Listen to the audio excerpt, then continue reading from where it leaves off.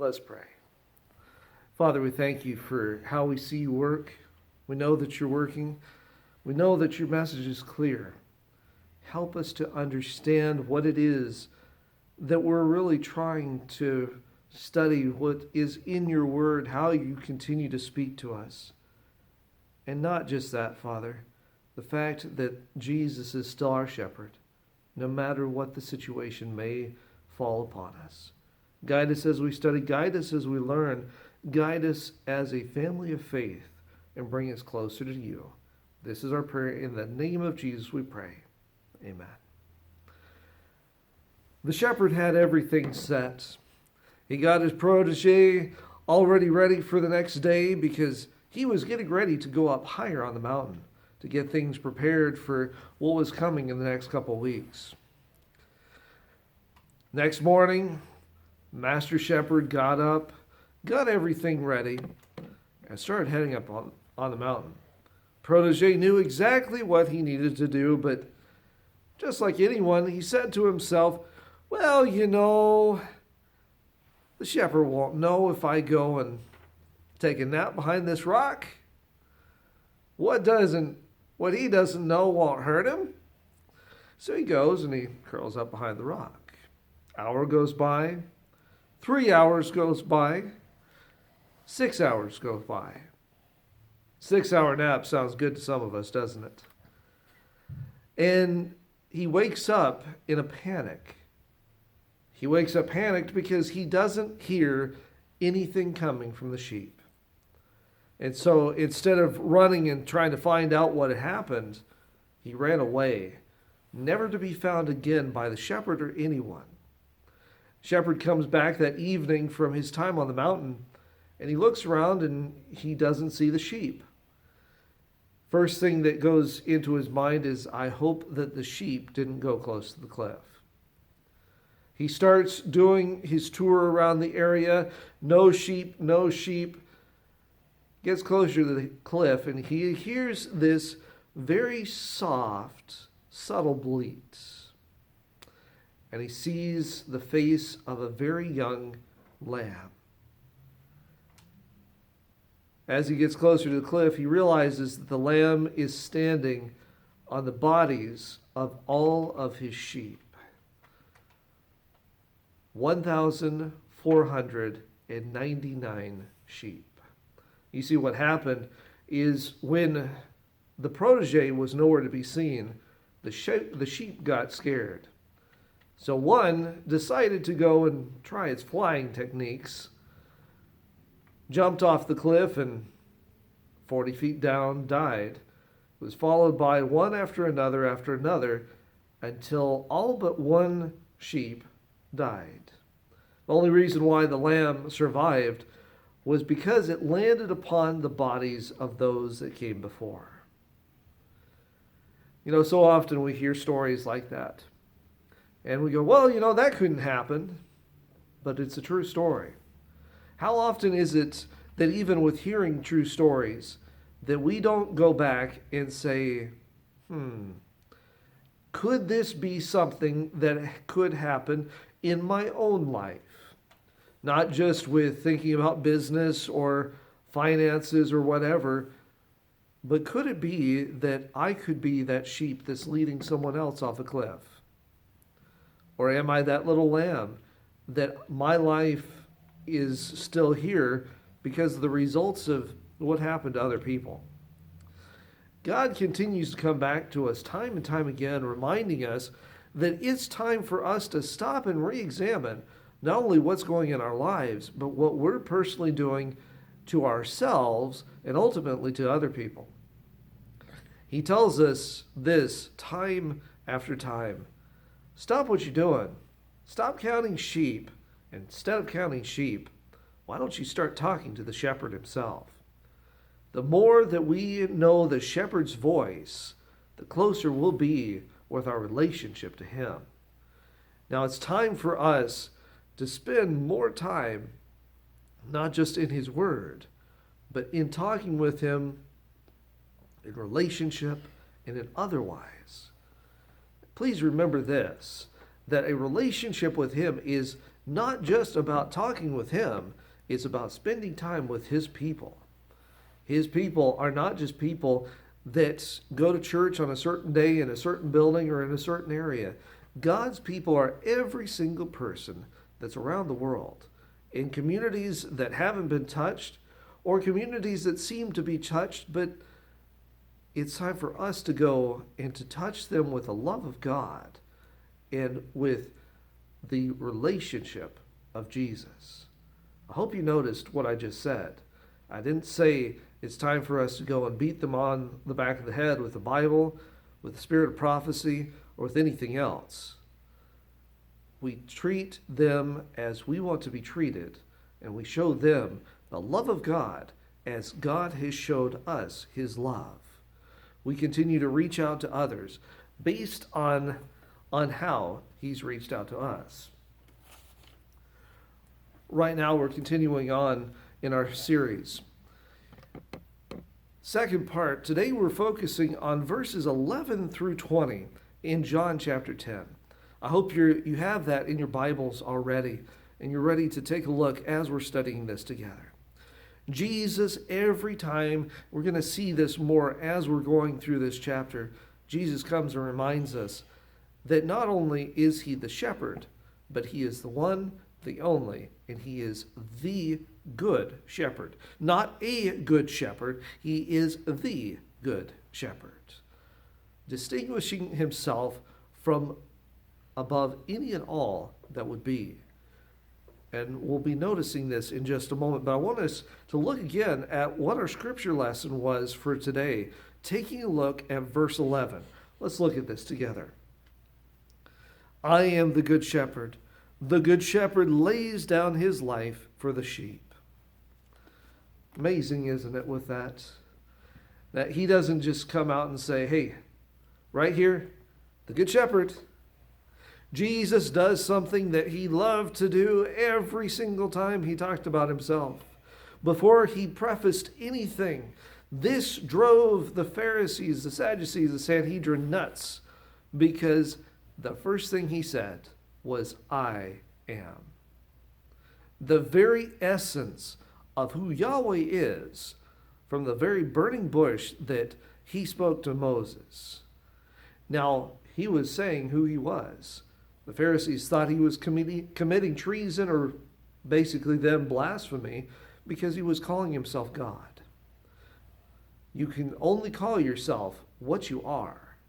I can call myself a watermelon or a kumquat, but that doesn't mean that I am that.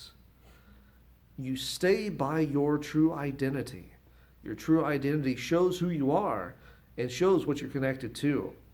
As I am calling myself a Christian, or even as I'm calling myself a child of God, the way that I act, the way that I respond, should show the evidence of the nature that's already there. Jesus said who he was, but others didn't like that because the essence of who they were continued to show through them.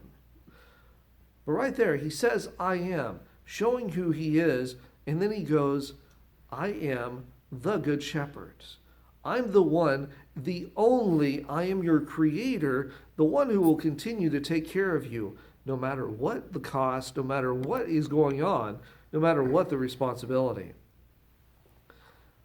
But then that verse continues on, and it says that the good shepherd lays down his life for his flocks. You know, we've heard stories, we've seen the myths, we've seen the legends, we've seen movies being made from all these religions and cults and about these gods or goddesses or whatever, that they'd rather destroy themselves in the name of power or destroy someone else to create something. But nowhere in there, nowhere in history, has someone from another religion or a cult or whatever actually laid their life down for their creatures. It's only when we see Jesus come into the picture that we see our God take on the form of his creature to lay down his life and pay the price. Jesus is reminding them, hey, this is who I am, this is who you need to remember, And this is the type of relationship that I'm continuing to call you to. I want you to stop counting sheep, counting people for people's sake, and even more for your sake, and actually focus on what needs to be focused on, and that's who I am and who I'm calling you to be to the people that I've created to be your community. But Jesus continues on with saying this: he who is a hired hand and not a shepherd, who is not the owner of the sheep, sees the wolf coming and leaves the sheep and flees. And then the wolf snatches them and scatters them. There's no investment from someone that is not the shepherd or a part of the shepherd team. It's a stranger, someone that is just hired on to watch. They have no investment because they're getting paid, and once they're paid, their time is done. Whereas the shepherd and those on his team are there with the flock day in and day out.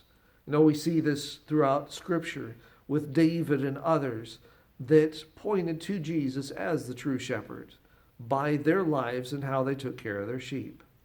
Jesus continues to come back to us and remind us that as he takes care of us, we are called to go and take care of others. While we are not the shepherd, we are called to be his under shepherds to the people in need, to continue to bring them back to him and greener grass and smoother pastures that no one could ever imagine, but are in existence because of who Jesus is.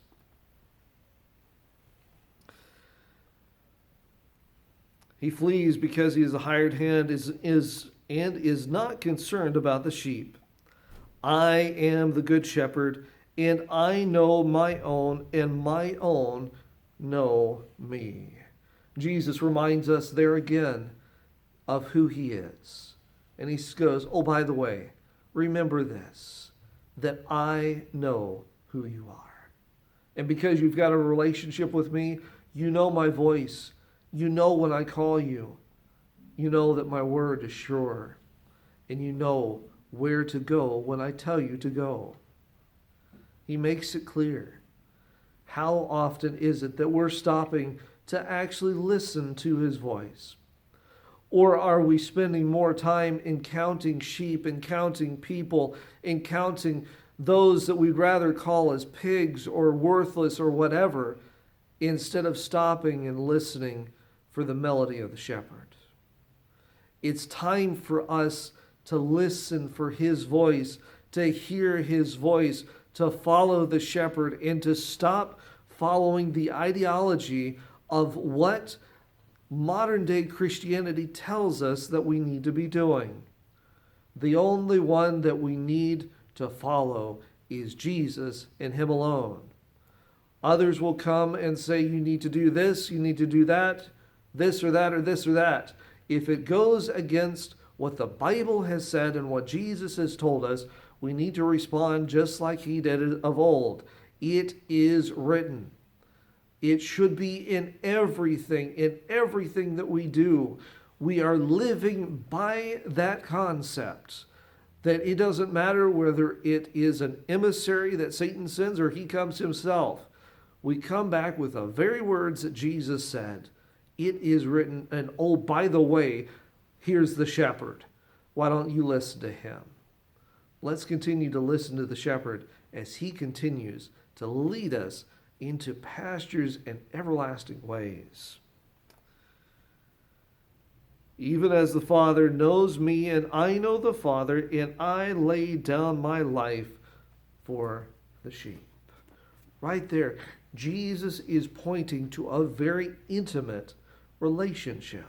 As he's talking about knowing the Father, right there is pointing to the very council that was before anything ever was.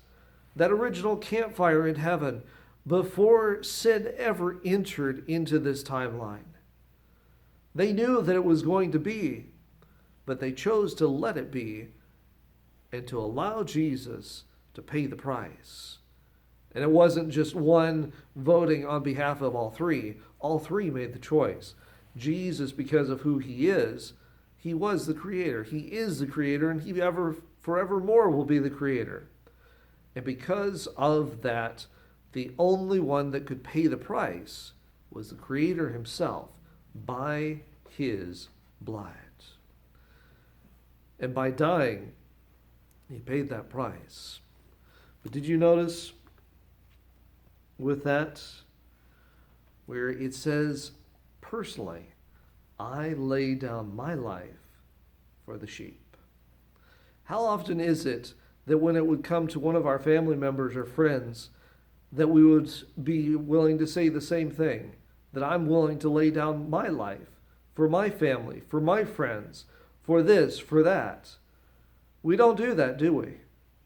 We'd rather say, well, they can die for themselves. I want to live for me. But instead, we need to be saying, I want to live for Jesus and do what he wants me to do. Jesus continues on with saying this, I have other sheep which are not of this fold. I must bring them also, and they will hear my voice, and they will become one flock with one shepherd. Now that's an interesting verse, isn't it? From my side, that's perplexed me for many years. And I know some of you will go, what? It's perplexed you? No. It has perplexed me because of the theology that a lot of Christianity has come with because of that verse. So often we come to that and we say, well, Jesus actually meant.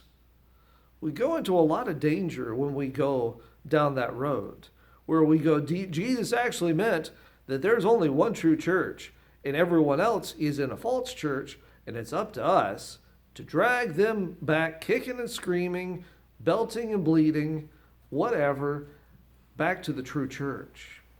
Where we need to remember this, and if you're writing this down, I hope you note this, that Jesus has his people as much in the Baptist, Catholic, Pentecostal, Presbyterian, whatever, even Seventh-day Adventist church, as he does anywhere else. God's people are God's people no matter what the denomination may be. We need to remember that when it comes down to it, we're serving the same God. We worship the same God. And dare I say it, we need to link hand in hand and start working together for God's honor and glory. Instead of saying, well, they're not nice across the street because they're Baptist or they're Lutheran or they're Catholic. They're called to love God, to love others, and to show Jesus to the world. It's time for us. We're not throwing out theology. Not at all. It's time for us to stop counting sheep, to grab other people's hands and start running for the kingdom and helping people along the way, saying, because Jesus helped me, this is why I come and I help you. Even if I have to lay down my life for you, no matter what you look like, no matter what you act like, no matter where you're from, because you are a part of this human family, that makes you part of my family of faith. And I hope you heard that.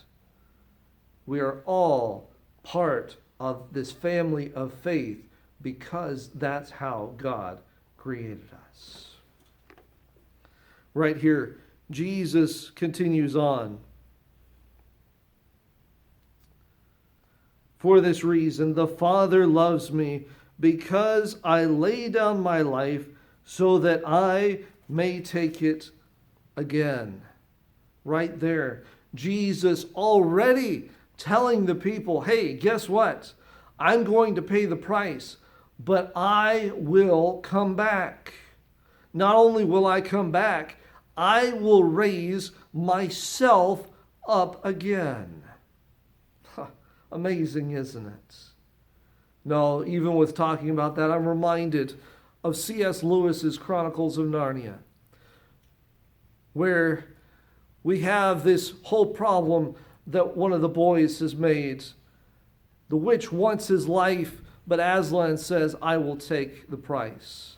They put him on the old stone table. They tried to take Aslan's life, but when morning comes, the stone breaks in two and Aslan's back again.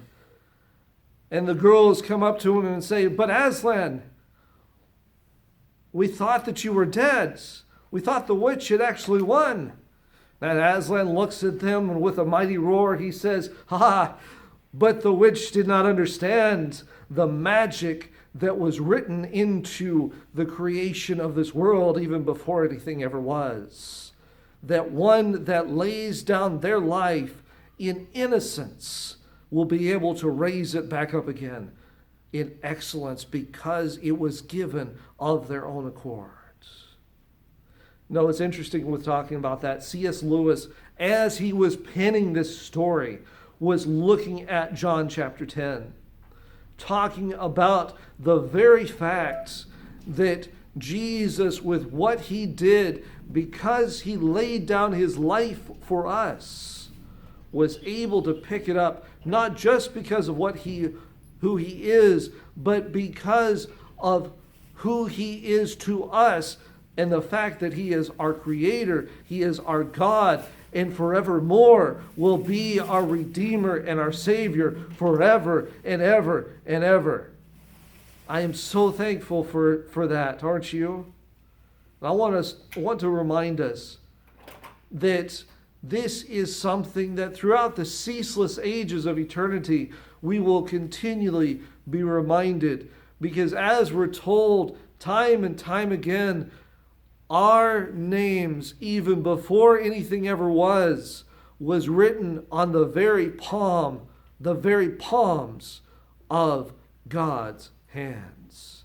That's how much he loves us. That's how much he takes care of us.